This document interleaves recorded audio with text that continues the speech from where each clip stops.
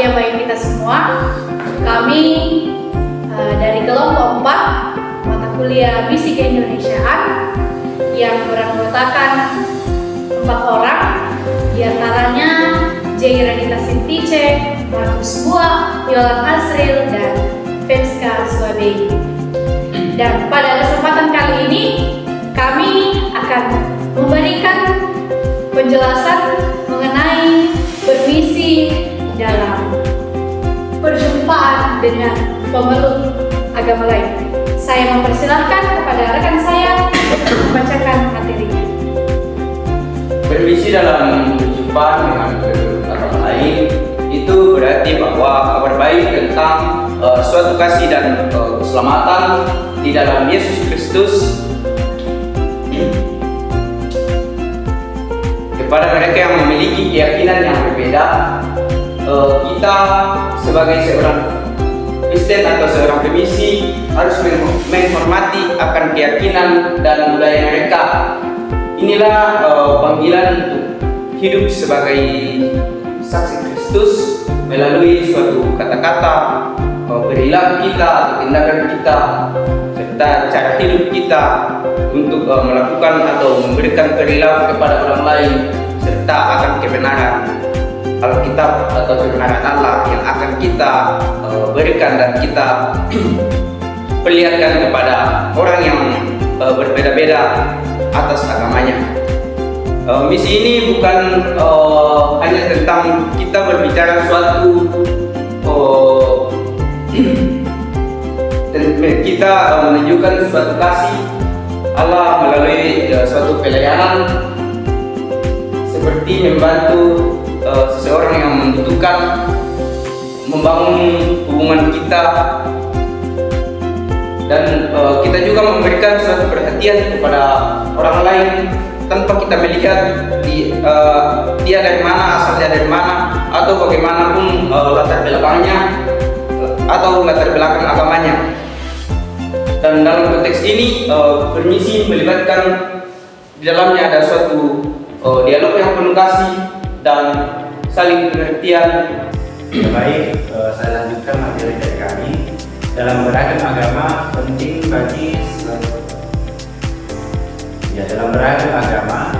bagi seorang misi, terlebih misi Kristen, untuk memahami cara yang tepat dalam menjalankan misi tanpa menimbulkan masalah. Yang pertama, dialog terbuka. Menurut Kamus Besar Bahasa Indonesia, dialog diartikan sebagai percakapan, sementara dialogis diartikan sebagai bersifat terbuka dan komunikatif. Dengan demikian, dialog dapat dimaknai sebagai upaya untuk bertukar pikiran yang melibatkan dua atau lebih pihak secara terbuka dan komunikatif, dengan tujuan saling mendengar, belajar, dan memahami satu sama lain secara lebih mendalam. Dialog perlu didepankan supaya saling menghormati, di mana tidak ada niat untuk mengubah keyakinan orang lain. Tujuan utama dialog ini adalah membangun komunikasi yang dapat menjembatani kesengajaan, ketidaktahuan, dan kesalahpahaman di antara para peserta dialog. Dengan demikian, dialog membantu memperjelas pemahaman dan menghilangkan kesalahpahaman, menciptakan hubungan yang lebih baik dan juga hubungan yang harmonis. Kemudian dasar Alkitabiah dan teologis bagi dialog antar umat beragama berasal dari Allah sendiri. Tindakan Allah menjadi landasan dan asal mula dialog, seperti yang tertulis dalam Yohanes 3 ayat 16. Hal serupa dijelaskan dalam 1 Yohanes pasal 4 ayat 10 dan juga dalam Yohanes pasal 3 ayat 17. Kasih Allah yang diwujudkan melalui tindakan penyelamatan dunia lewat anaknya menjernihkan dialog Allah dengan manusia. Hubungan ini bukan hubungan satu arah, melainkan hubungan yang berbalik, di mana Allah bertindak dan manusia merespon. Hubungan seperti ini bersifat dialogis. Kemudian yang kedua, toleransi beragama. Toleransi dapat didefinisikan sebagai sikap saling menghormati dan menghargai perbedaan, baik dalam pandangan maupun tertulis dalam Yohanes 3 ayat 11. Hal itu, hal serupa ditegaskan dalam 1 Yohanes pasal 4 ayat 10 dan juga dalam Yohanes pasal 3 ayat 17. Kasih Allah yang diwujudkan melalui tindakan penyelamatan dunia lewat anaknya mencerminkan dialog Allah dengan manusia. Hubungan ini bukan hubungan satu arah, melainkan hubungan yang berbalik, di mana Allah bertindak dan manusia merespon. Hubungan seperti ini bersifat dialogis. Kemudian yang kedua, toleransi beragama. Toleransi dapat didefinisikan sebagai sikap saling menghormati dan menghargai perbedaan, baik dalam pandangan maupun dalam keyakinan, tanpa memaksakan atau merendahkan pihak lain.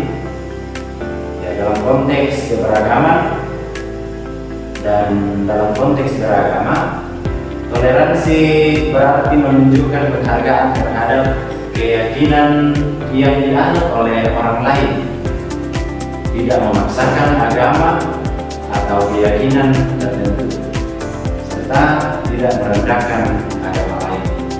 Sikap toleransi beragama adalah sikap yang sabar dan menahan diri untuk tidak mengganggu dan tidak melecehkan agamanya dan kepercayaannya dan ibadah dengan agama lain, di mana toleransi mengarah kepada sikap terbuka dan mau mengakui adanya berbagai perbedaan dalam kepercayaan.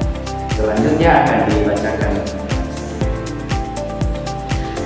Kemudian di dalam bermisi dalam perjumpaan dengan agama lain, tentunya ada tantangan yang akan dihadapi. Dan pergeseran seringkali memicu konflik antar umat beragama karena setiap agama tentu berpegang pada keyakinan mereka masing-masing.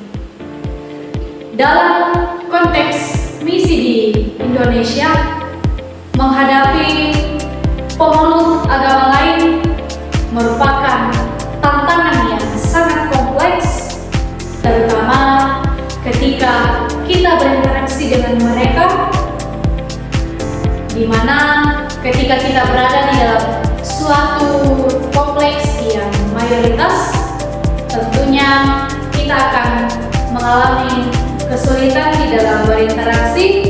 Sebagai contoh, misalnya agama Islam sering memandang misi Kristen di Indonesia sebagai upaya untuk kristenisasi yang harus ditentang.